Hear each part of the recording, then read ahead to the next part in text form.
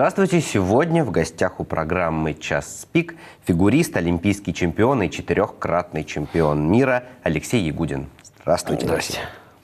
Профессиональный спорт, на мой взгляд, на мой непрофессиональный взгляд, немножко сродни мазохизму. Постоянные безумные тренировки, изнуряющие. Это же действительно некий вид самоистязания. Как, по-вашему, можно это назвать мазохизмом? Так, мне кажется, всю жизнь, неважно, чем ты занимаешься, в каком направлении ты развиваешься, жизнь — это и есть мазохизм. Простите, в любом случае, что бы ты ни делал для достижения определенного результата, ты должен идти на какие-то, не то что унижения, но жертвы, физические нагрузки, в каких-то направлениях физические, в каких-то психологические нагрузки. Но не бывает такого, если только не родился, конечно, в семье какого-нибудь арабского шейха, да и там найдутся те вещи, через которые тебе нужно проходить. Так что вся жизнь — это, наверное, одно большое испытание. Но все-таки профессиональный спорт — это испытание в квадрате, если не сказать в кубе. Вот к этому мазохизму приводят спортивные гены. С этими генами уже приходит в спорт, или они формируются в процессе работы? Туда приходят с амбициями родителей. Абсолютно верно вы заметили, что спорт до высших достижений. Мы сейчас об этом говорим.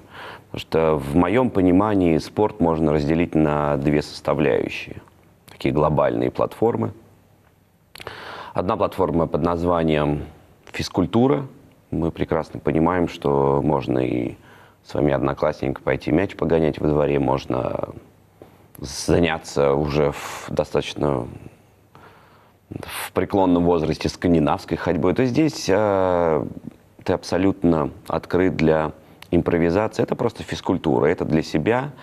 Это маленькие пробежечки, это физкультура школьная, которая потом просто перерастает в что-то...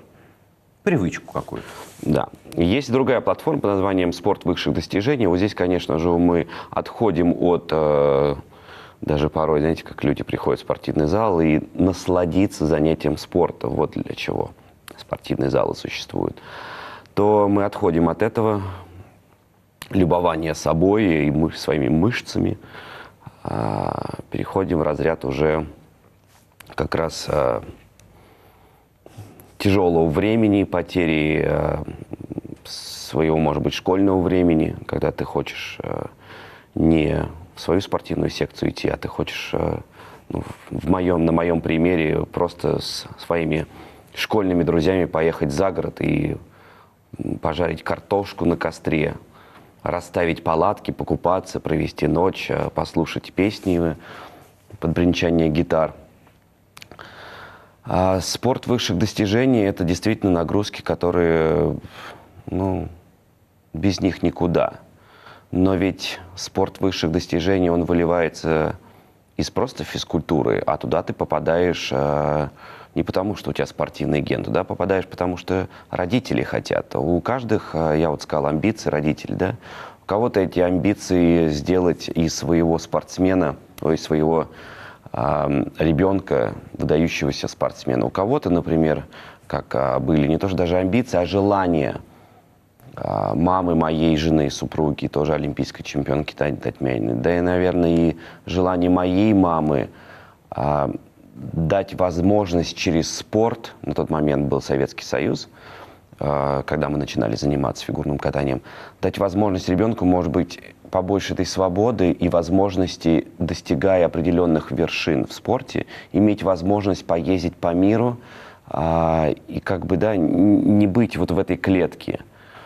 Потому что вряд ли моя мама преследовала желание, вернее, мысли,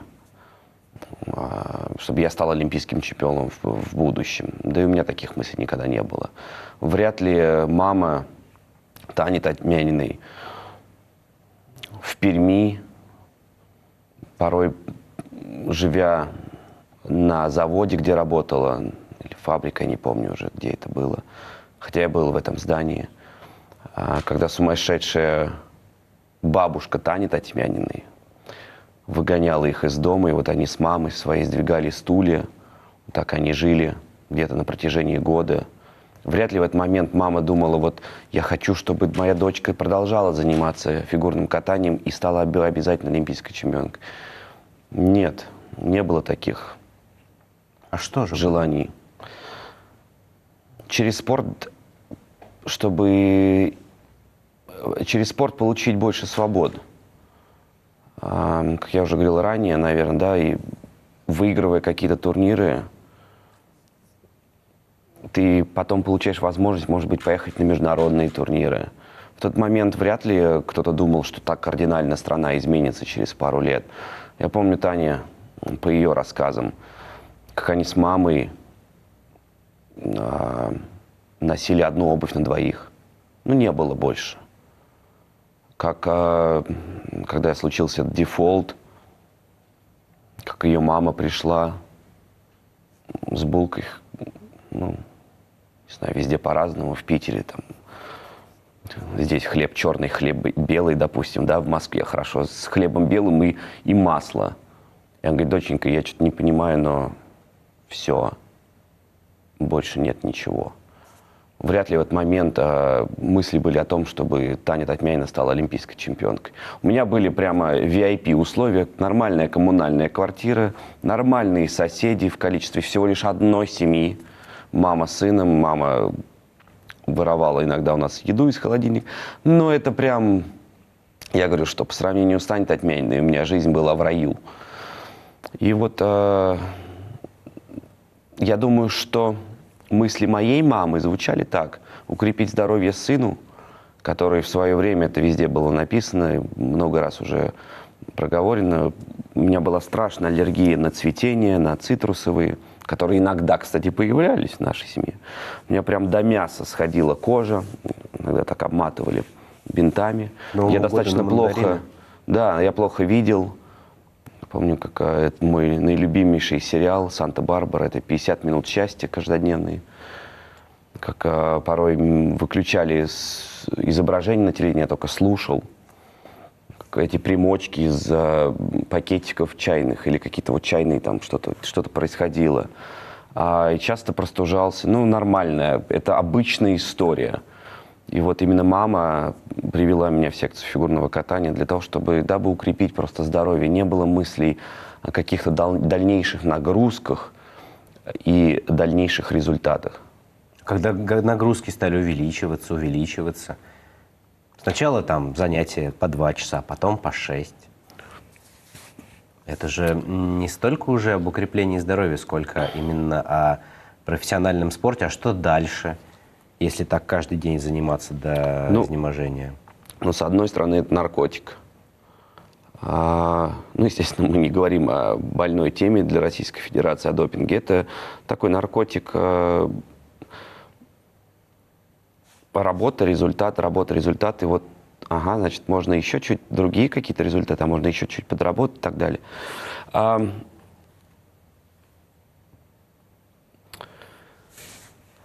Но это как обучение, допустим, в школе. Ты же не сразу же садишься и решаешь какие-то теоремы, там, да, по каким-то теоремам или аксиомам ты приходишь к определенному решению. Это изо дня в день просто по чуть-чуть добавляешь.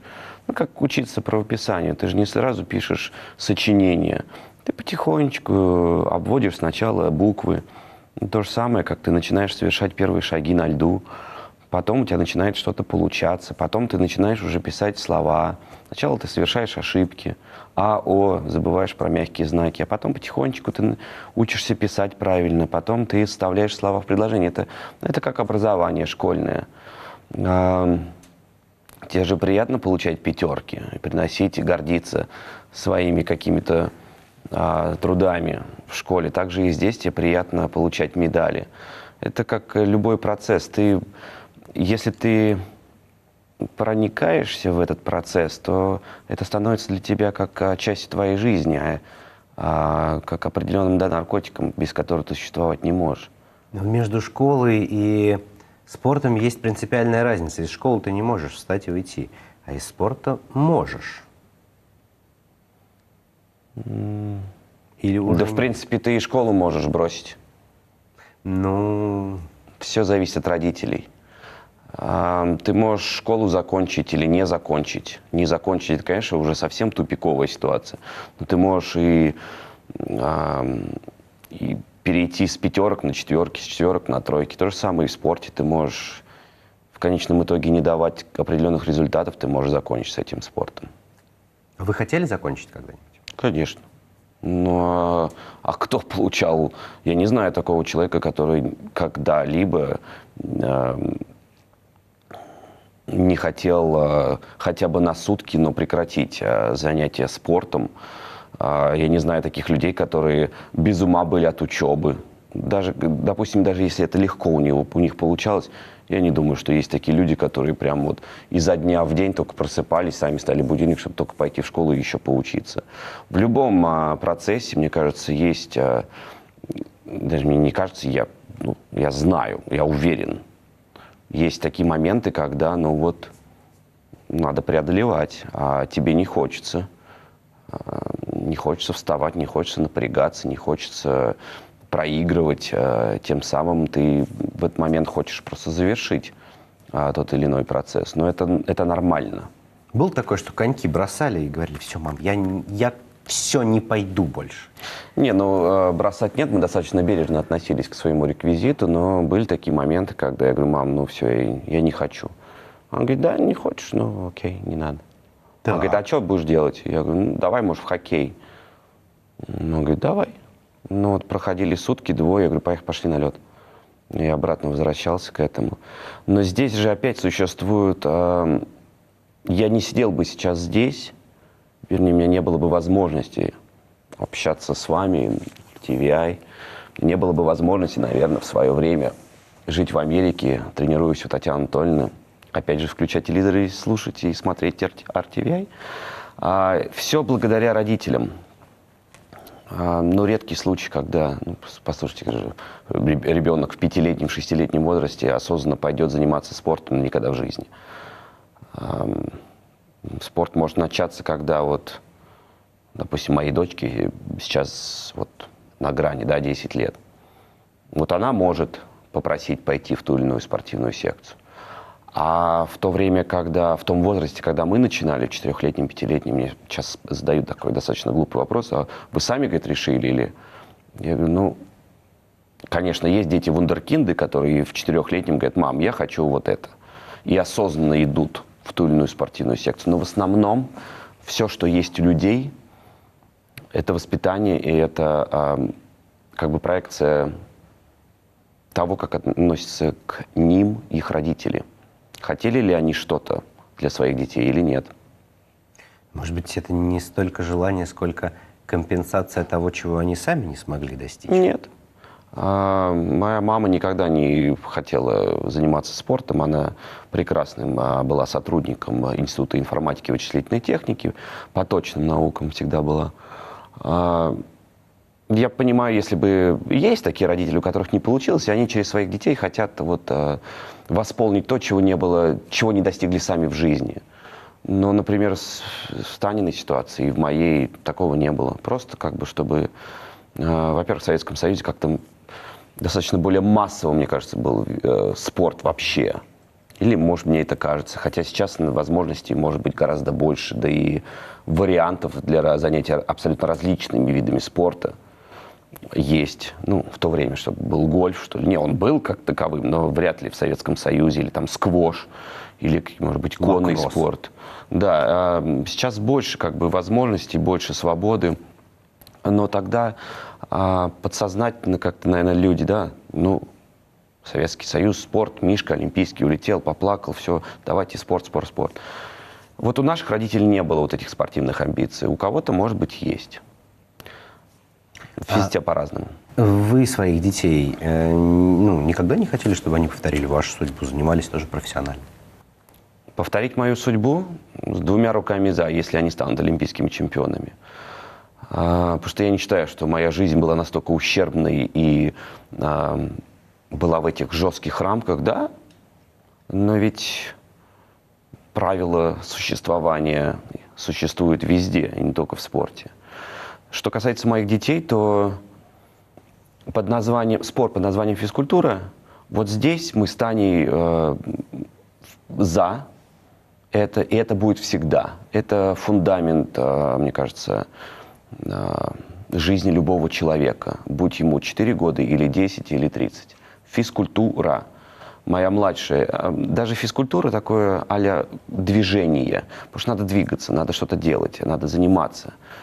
А младшая Мишель, она сейчас ходит. Во-первых, у меня открылась недавно школа фигурного катания в Москве, чуть больше полугода назад в Республике Беларусь, в Минске. И вот в Москве мы сейчас подбираем расписание, ну как, не мы подбираем под Мишель, а, естественно, Мишель, чтобы попадала, потому что она хочет, ей нравится. Она говорит, я хочу. То есть она пойдет в мою школу. Дальше она сейчас ходит на балет, она занимается классическим балетом в школе Ильзы Лепы. Горжусь потихонечку, потому что одна из лучших в классе. Мне было это удивительно. Но я понимал, что это возможно, потому что в моей жизни только 2 человека включали и радовались классической музыке. Это Татьяна Анатольевна Тарасова, которая постоянно, то есть классика, я ее уводил в сторону саундтреков, а она опять классика. И вот Мишель, я не понимаю, откуда это у нее. Ну вот всевозможные есть вспомогательные аппараты, гаджеты в последнее время в современном мире, типа как Алиса. Вот она, Алиса приветствует ее, все, пошли Щелкунчики, Ромео, Джульетта и так далее. Я не понимаю, в кого, но она постоянно танцует дома под классическую музыку. Так что балет здесь как бы уже понятно, очевиден был выбор. Старшая дочка занималась теннисом, плаванием, художественной гимнастикой, танцевала в танцевальной, современной танцы Аллы Духовой. И сейчас она изъявила желание спортивная гимнастика. Вот она занимается в данный момент спортивной гимнастикой. Плюс еще, ну, помимо этого, музыка, французские языки, школа и так далее. Но вот именно физкультура всегда будет в жизни моих дочерей, наших дочерей вместе с Таней. Но не профессиональный, не спорт высших достижений. Если захотят. Если Мишель почувствует, что ее, простите, прет от занятий фигурного катания, мы сделаем все для того, чтобы дать ей возможность дальнейшего развития и усложнения тренировочного процесса. Но как бы это априори физкультура, а вот дальше, если у них есть желание, да, нет желания, ну зачем? Но... Просто для нас вот это давление, чтобы дети чем-то занимались, это образование. Образование, и самое главное, что теряет современная молодежь, это культура общения. Пропадает культура вообще в любых аспектах. Из-за гаджетов, из-за той же самой Алисы? Абсолютно верно. Поэтому Алиса занимает лишь маленькую часть жизни наших дочерей. По поводу спорта высших достижений. Вы сами сказали, что это некий наркотик. А слезать с него тяжело, ломки были после того, как... Конечно. Тем более, когда есть результат. Хотя... Здесь сложно сказать, потому что если бы у меня не было результата, я бы не знал, как бы я себя вел. Здесь даже не то, что наркотик, с которого тяжело слезть под названием, да, спорт, а ты больше ничего не умеешь. Ты с 4, вот, допустим, взять мою жизнь, 4-летний возраст, ты занимаешься фигурным катанием. Да, мне благодаря родителям, хотя бы школу еще закончил с серебряной медалью, спасибо огромное моей маме, которая, опять же, давила и додавила. Хотя бы я знаю, как... правильно расставлять, ну, в большей или меньшей степени знаки препинания и пишу с мягкими знаками, то, что я вам и говорил до этого. У вас только по геометрии 4 была, по-моему. Да, но это из-за моего упрямого характера, потому что геометрию, я точно науки, они мне были ближе, нежели там литература, сочинения писать. Это удивительно, да? Я помню, как мама часто водила меня гулять в парке, опять же, для здоровья. И вот мы могли сидеть, и она заставляла меня заниматься, то есть учебой. Я очень часто пытался писать сочинения, потому что я максимум на, даже не лист, а на страницу мог излагать свои мысли, и все. И с этим у меня были проблемы в школе. Ты все равно ходишь каждый день в спортивную секцию по 2 раза. За тебя, если ты нормально показываешь результаты, за тебя уже там, да, есть федерация, которая решает какие-то организационные моменты. Твоя задача, за тебя делают все. Твоя задача прийти, показать результат. Ну и когда, допустим, тебе уже 20 лет, а ты, я помню, как я приходил в этот единый офис у нас есть теперь же, да, где ты можешь решать какие-то вопросы, единый, как он, центр. И я не понимал, как даже заявление написать, я их боялся всегда писать, потому что я никогда не делал. Как идти паспорт оформлять. Да самые простые бытовые вещи ты не понимаешь, как они происходят. Потому что ты был всегда либо в тренажерном зале, либо в своей спортивной секции. Это в какой-то степени даже не наркотик, да, а слезать с этого наркотика, а боязнь вступить, да, боязнь выйти за эти рамки комфорта. Даже если у тебя порой нет такого глобального результата, все равно ты, может быть, в сборной числишься, у тебя есть какие-то мини-турниры. И здесь тебе комфортно, как бы ты понимаешь уже головой, что дальше, может, уже все не надо, но тебе как в казино хочется. Вот сейчас, вот я сейчас сделаю последнюю ставку, вот сейчас выиграю. Вот еще 1 год я покатаю, вот сейчас. Поэтому очень многие люди, задерживаясь, да, уходят потом уже в проигрыше. А самое главное же, как и в казино, главное вовремя соскочить, главное вовремя уйти. Да, у меня был такой реабилитационный период в количестве, наверное, по-моему, там, 2 года. Я продолжал жить спортом, но, к сожалению, да, я еще бы соревновался, я чувствовал, что я могу, в реальности могу. Но из-за травмы пришлось завершить. Я вот потом листал эти протоколы, каждый день смотрел так, а вот чемпионат Европы, чемпионат мира, что там, а кто выступает. То есть я не мог сразу прям закрыть дверь эту. Инерция такая еще была, спортивная. Да, то есть, это как поезд бегущий человек, ты не можешь резко остановиться, все равно ты продолжаешь, да, это инерция, продолжаешь это движение. Сложно соскочить, согласен. Но здесь уже зависит от того, дали ли тебе образование родители. Потому что в любом случае, это только даже катаясь, я сейчас пытаюсь понять, как правильно сказать, очень красиво, даже в таких технических видах спорта нужно все делать с головой. Вот как в фигурном катании, казалось бы, вышел, музыка заиграла, ты пошел прыгать, это механика, все это мышцы работают. Нет, должна работать и голова, потому что если что-то пошло не так, ты должен моментально вычислять, особенно в современном фигурном катании, где существуют уже другие правила, не 5, 9, 6, 0. Каждая маленькая часть имеет свои баллы. Вот здесь ты должен постоянно быть с головой. Везде с головой. По окончанию карьеры ты опять должен быть с головой. Ты должен делать эти шаги. Делать шаги вне спорта. Это очень сложно, но опять же все от тебя зависит.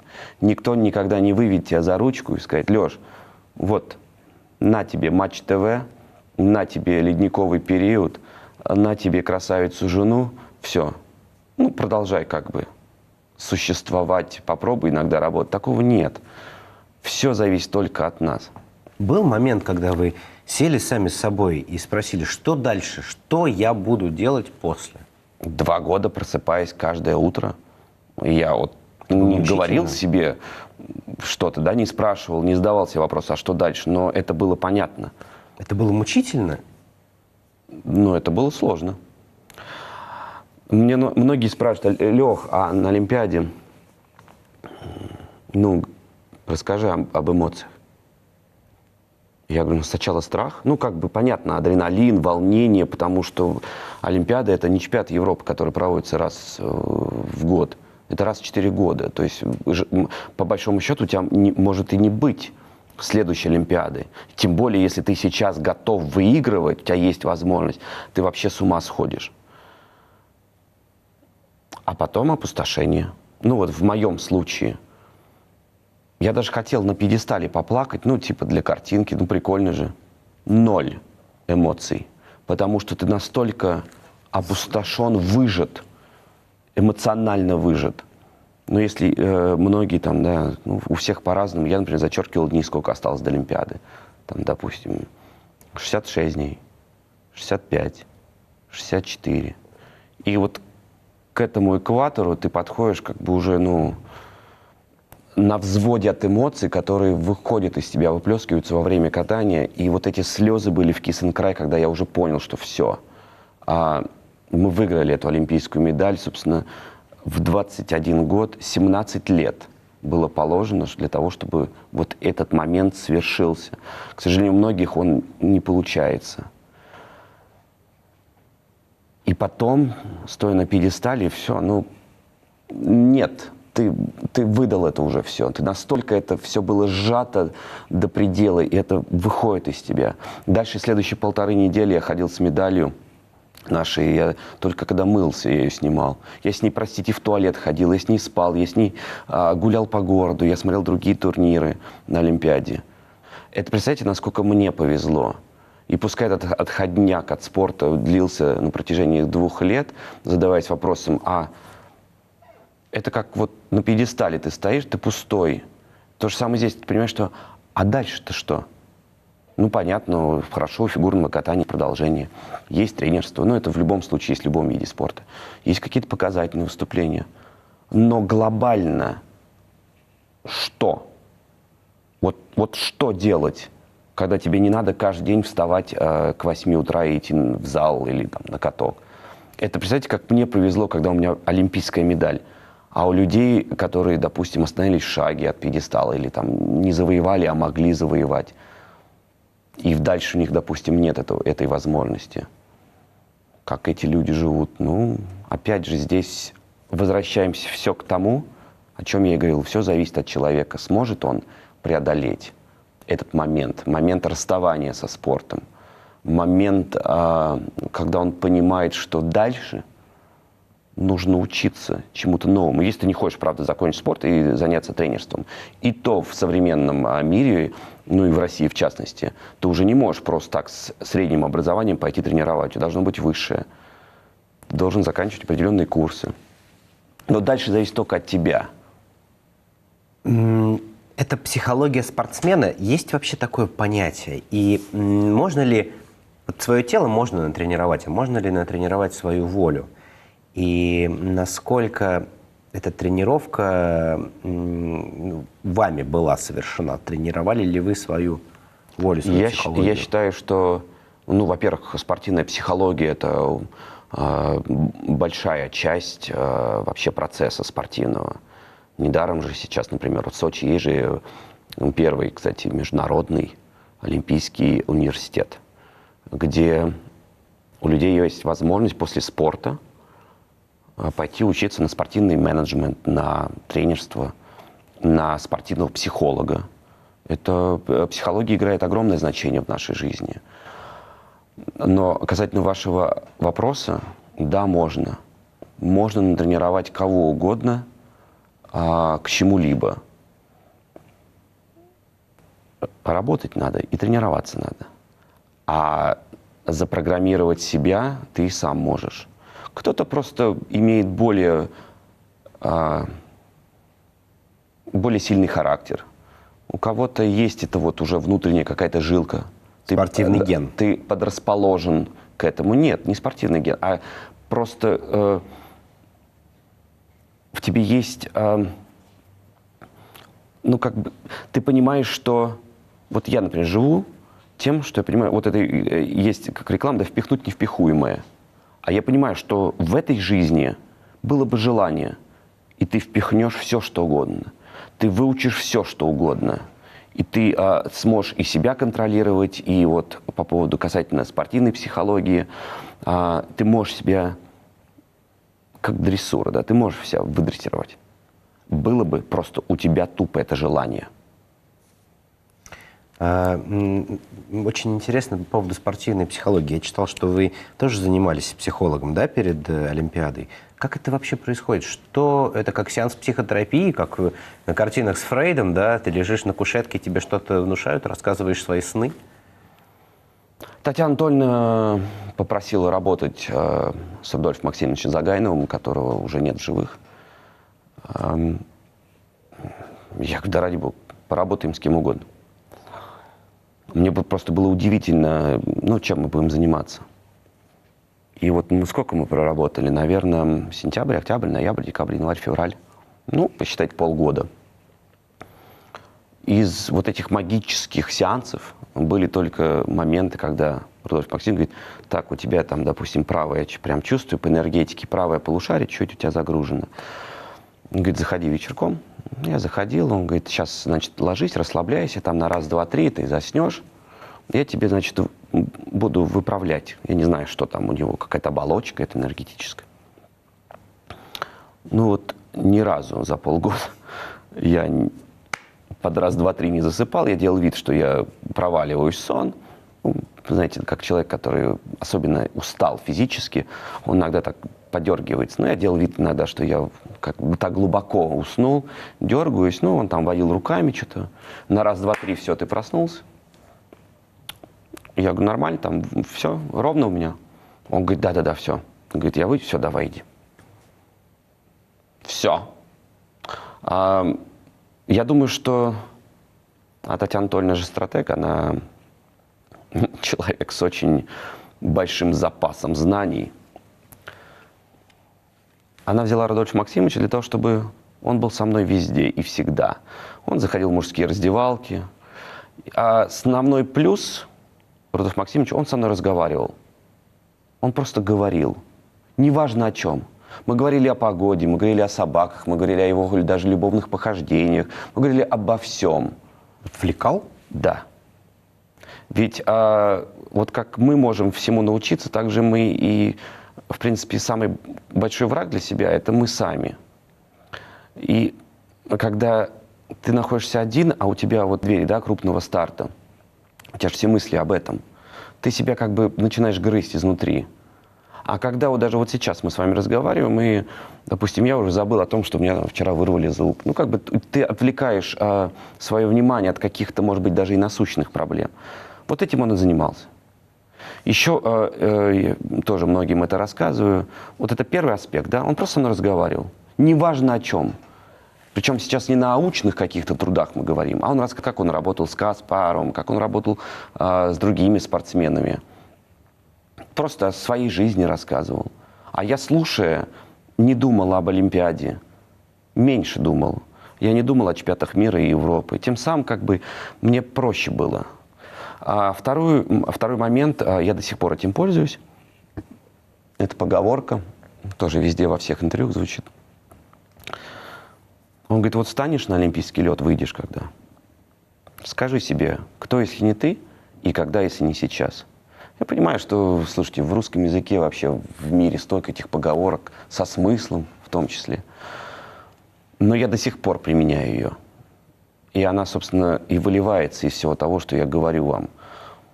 Это правда. Можно все в этой жизни. Нет предела у человека. Ни как физических границ нет, так и психологических. Знаете, как ребенок попал под машину. Сколько раз было, мать подошла к машине, понимаете? Мы можем все, мы используем себя лишь в маленькой степени. И впихнуть невпихуемое тоже можно. И вот все в любом случае. Да, коллеги по работе, они помогут. Сценарист напишет вопросы, допустим. Камера заработает, хлопок, все, поехали. Но пока вы сами не зададите эти вопросы, вы даже можете мне их отдать. Но все равно даже ваше присутствие здесь важно. Ну, чтобы вы были. Это все равно вы... неотъемлемая часть, это как корень в слове. Есть приставки, есть суффикс окончания. Корень, самое главное, это человеческий труд. И то же самое, я понимаю, начиная работать сейчас, пробую свои силы там и в театре, и в кино, и на телевидении. Я не горжусь этим. Это часть моей жизненной позиции, жизненного процесса. Но, опять же, если я не подниму свою ленивую задницу, а она в какие-то моменты бывает ленивой, ничего не будет. Я понимаю, что вот опять же, кто, если не ты, когда, если не сейчас. И третью вещь, которую я от него принял, от Рудольфа Максимовича Загайнова, это листок бумаги. Ведь все же кроется в простых вещах. Записывай отношения, там, я не знаю, с родителями, собака, ну, опять же, погода, вот по стандарту. Иди, делай оценки, выставляй себе оценки, а в конце недели выводи среднеарифметическое. Ты поймешь, в каких моментах тебе нужно подработать для того, чтобы стать лучшим. Ты не можешь быть на 100% везде, но приблизиться к этому ты можешь.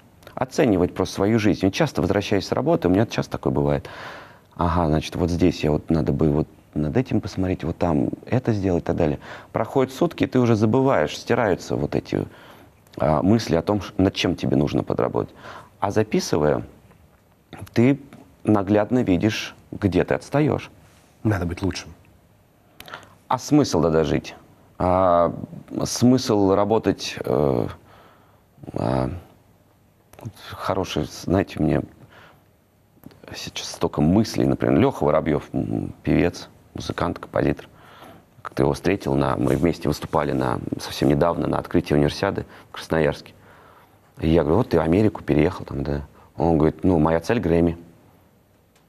А как, если не ставить перед собой амбициозные цели, как достигать их?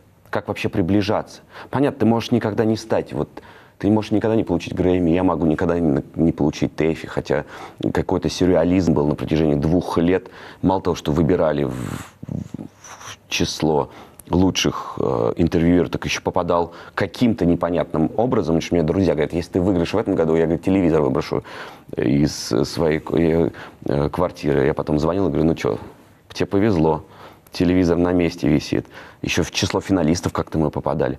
Ну а теперь загорелся. Ну а как, если не хотеть быть кем-то, а зачем тогда работать в этом направлении? Это как в фигурном катании. Ты умеешь делать одно, но видя, что соперников, допустим, на этом турнире нет, ты чуть-чуть упрощаешь свою программу, свой технический контент. Поверьте, ты этого не сделаешь. Неважно, кто с тобой рядом, иди по максимуму. Ты можешь не завоевать золотую медаль, но зато потом не стыдно будет говорить самому же себе, я же все равно пробовал. А могло быть и так, спустить на тормозах. Неинтересно. Я, когда готовился к к встрече с вами, к беседе, я прочитал много ваших интервью, посмотрел. Вот сейчас, общаясь с вами, подтвердил свои мысли. Вы такой скептик, реалист. Я читал, что вы атеист, не верите в Бога. Неужели не было такого момента, когда молились перед соревнованием? Вот сейчас ради... Нет. Никогда? Я не хотел, и понятно, эта тема достаточно больная больная для общества, потому что мы живем в христианском обществе, а Россия православная, да. Но... Светское государство. Окей. Я не против быта, в котором существуют другие люди. Они могут верить во все, что угодно. Но зачем навязывать мне то, что я не хочу? Меня крестили, я не хотел. Я помню этот момент. То есть это не 4-летний возраст, когда меня отвели в секцию фигурного катания, я не помню этого дня. Я помню меня, по-моему, и старшую сестру. Или младшую, помню, с одной из сестер, или с обеими. Мне это не надо было. В тот момент я, конечно, не понимал, что происходит. Но я помню, походили, там пару кругов куда-то завели, что-то какую-то таблетку дали, по-моему. Что-то происходило. Реалист. Вы правильно заметили. Сейчас без каких-то обид нашему обществу, я вот такой. Я не говорю, что я прав или не прав. Просто я не люблю, когда мне навязывают определенные вещи. Я же не хожу и не навязываю свои. И не говорю другим, что делать, а что не делать, что правильно, неправильно. Это мой образ жизни, даже не образ, это моя идеология. Мы общались пару месяцев назад с антропологом. Он часто тоже высказывался, такой убежденный атеист. Но он сказал, что в человеке желание верить во что-то, оно заложено эволюцией. В вас есть желание во что-то верить? Да. А во что вы верите? В человеческий труд. Я в этом плане я верующий человек, потому что я верю, а как не верить, что, я не знаю, можно выиграть золотую медаль, а зачем тогда это? Не верить в то, что я могу что-то сделать, а зачем тогда вообще жить? Я верю в человеческий труд. Я верю в то, что я могу что-то загадать, запланировать, и я верю, что благодаря своему труду я могу этой цели достигнуть. Вот в это я верю. А бывало так, что, несмотря на весь приложенный труд, не получалось? Конечно. Провал, разочарование? Ну, конечно. Ну, и в этот момент неверие не приходило? Нет. Сразу вспоминаю фразу: не получается, а ты иди работай в 2 раза больше, в 10 раз больше. Ну, слова Татьяны Анатольевны, это говорила ей. Понятно, это, слушайте, мы тут не какие-то секреты раскрываем. Это нормально. Ну, я считаю, что двигателем всего, что происходит в жизни, это работа. Мне говорят: вот, у тебя еще просто никто серьезно не болел в семье. Медицина. Верю в медицину. Опять же, в медицине есть люди, которые благодаря своей работе становятся профессионалами, которые эти профессионалы в дальнейшем могут помочь там, моим родным, близким, и мне в том числе, с той же самой болезнью, например. Но только труд человеческий может хоть как-то приблизить тебя к достижению определенных результатов. Ну, не получается, но были проигрыши в моей жизни, да, например, ну, просто опять как ты к ним относишься. Как?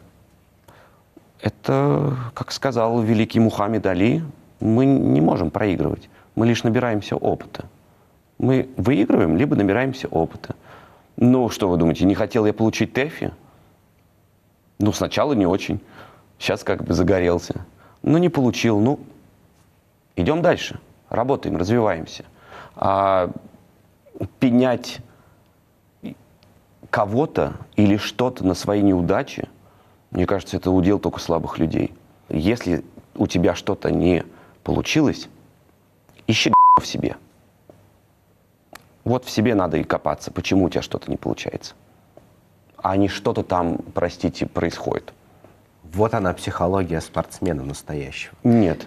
Не Нет? спортсмена, а просто я не спортсмен. Ну, в прошлом спортсмен, сейчас как бы продолжаю кататься, но это не спортивная психология. Но из вас уже невозможно это вытеснить, мне кажется. Это как бывший... Это мое «я». Но есть спортсмены, глубоко верующие люди. И даже сейчас современно мы видим, как выходит крейс, там 3 раза что-то выходит и так далее. Ну, есть верующие люди, есть неверующие люди. Это мой взгляд на жизнь. Но он, как вы понимаете, раньше был менее очевиден, потому что мы же привыкли, ну, все же молятся, все ходят в церковь, ну, типа, надо так, наверное. Потому что ты был молодой, и у тебя не было видения жизни. Ты как бы, ну, все ходят туда, ну, и я тоже туда же пойду. Ну, крестит, ну, окей, ладно. Сейчас у меня хоть там есть что-то в голове, ну, надеюсь.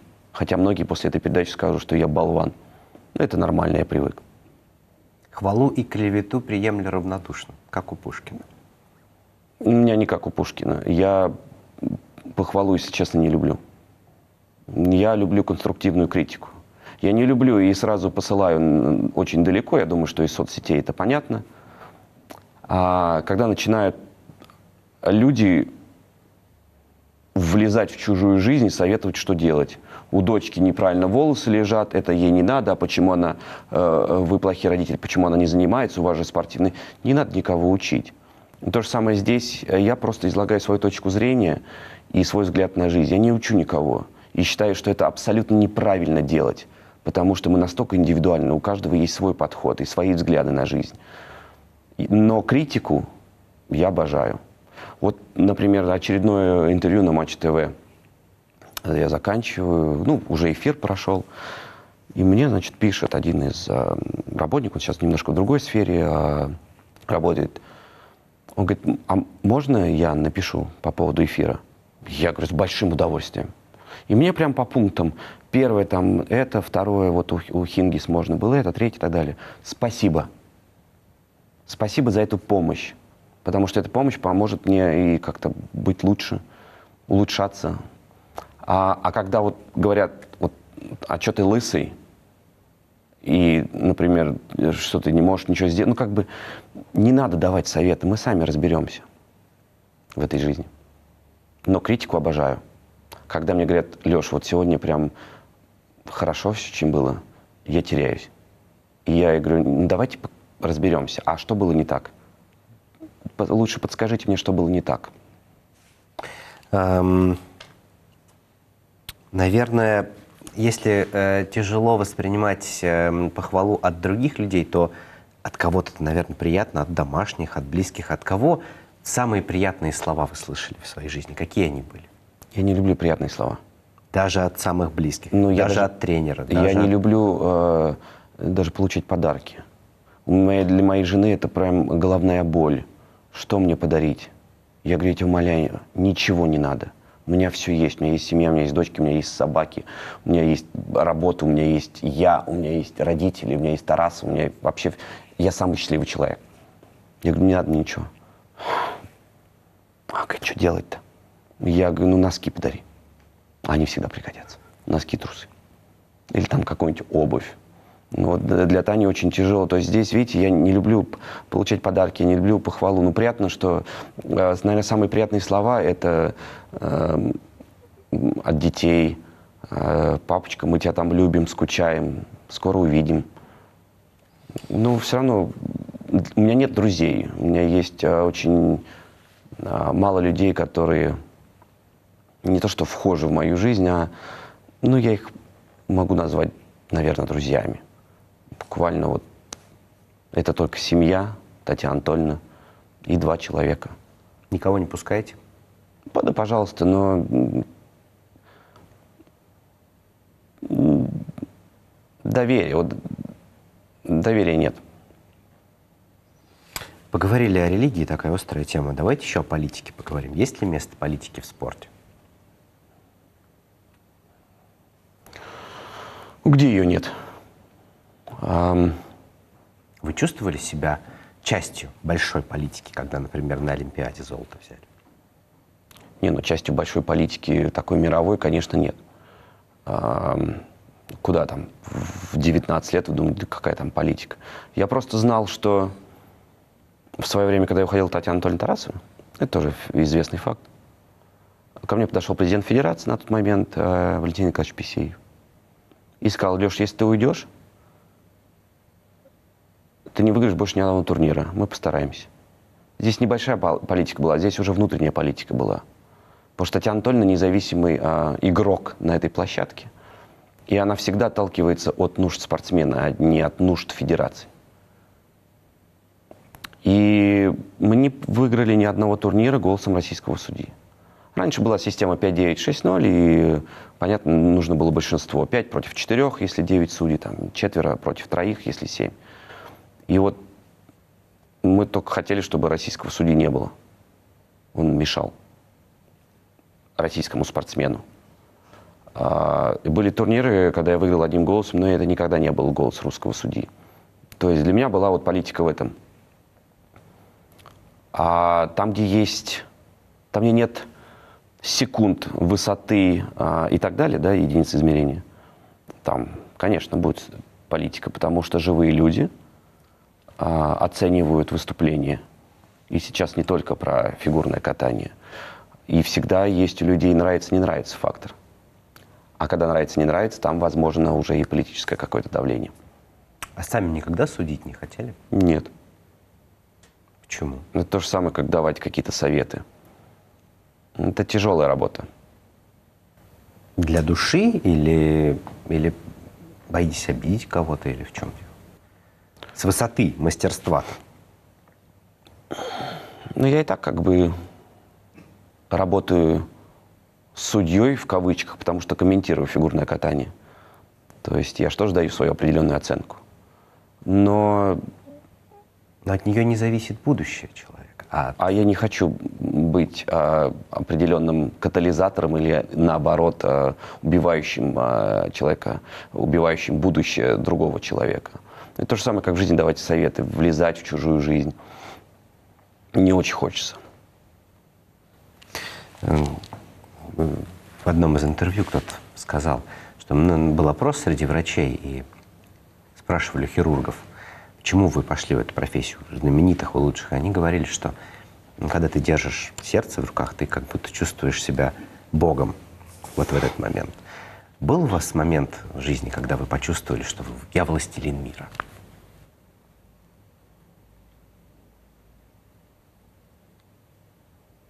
Нет. Хотелось бы?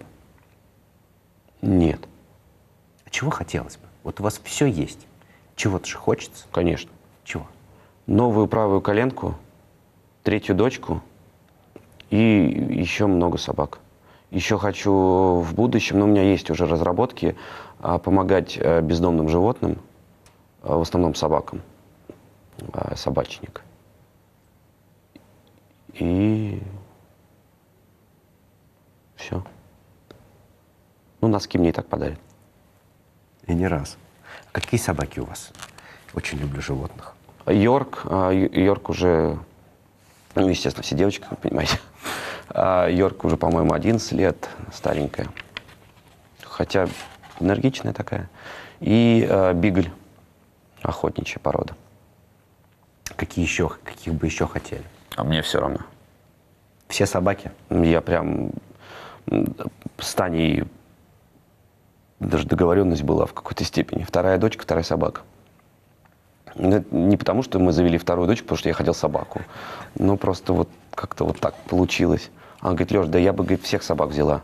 Но, говорит, ты же, зараза, их в кровать тянешь. Они там потом, говорит, в любом случае, даже если не тянешь, они там оказываются. А бигль уже весит, по-моему, больше, чем Таня. И она все: да убери ты, говорит, свою эту, говорит, тушу. Потому что, говорит, мне не повернуться. Ну, она ложится такая большая. Ну, мне нравится и лабрадор. Да, мне все собаки нравятся. Для меня есть 2 достаточно чувствительные темы. Ну, темы, которые меня, ну, прям там трогают. Это, как я уже говорил, бездомные, да, животные, там, собаки в основном. И там жестокое обращение с ними. И пожилые люди. Наверное, даже не то, что пожилые. Есть пожилые, наисчастливейшие люди, счастливее, чем молодые. А в какой-то степени, может быть, их беспомощность. Когда они остаются там одни, например. Вот это меня Вы же еще трогает. помогаете больным ВИЧ-инфекцией. Ну, пожилые люди меня больше трогают.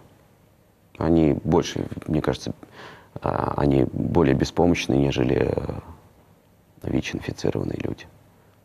Сейчас медицина очень идет вперед, и я думаю, что вот уже буквально мы на грани.